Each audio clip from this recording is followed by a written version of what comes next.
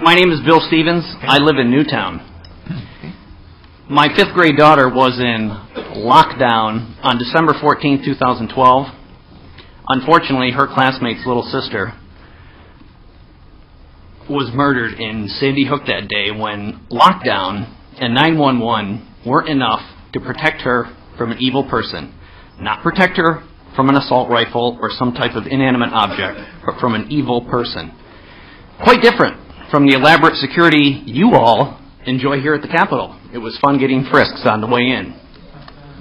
I'm not here to cite crime statistics, lives saved with a gun, or the economic impact of the proposed asinine legislation, some of these gun control bills you have proposed. I will, however, read from the Connecticut State Constitution. Section 15 reads very clearly, we all know what the Second Amendment says, but Section 15 in the state constitution says very clearly, every citizen has a right to bear arms in defense of himself and the state. There's no registration, there's no permitting, there's no background checks. It's quite clear. I'm frankly shocked by some of the testimony today. In case some here failed American history, there is something called the Constitution and the Bill of Rights and a process by which to amend it. The same goes for the state constitution. These rights are inalienable and endowed by our Creator, not you politicians, to all citizens regardless of gender, race, or creed. In order to limit the rights of individuals, there is something called due process, and legislation is not due process. You want to take my rights away? Let's go to court.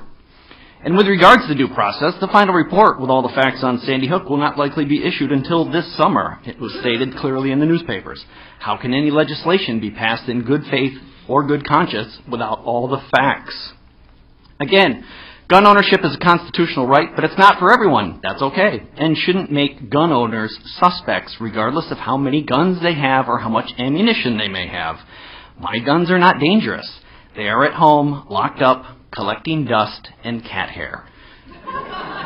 But criminals and tyrants especially, beware. Lockdown is not an option at the Stevens residence, and 911 will be dialed after the security of my home has been established. Why is that same security my daughter enjoys at home with her dad not available at school in Newtown? That is what you should be considering, not making her dad a criminal. Charlton Heston made the phrase, "from my cold dead hands," famous. And I will tell you here today, you will take my ability to protect my Victoria from my cold dead hands.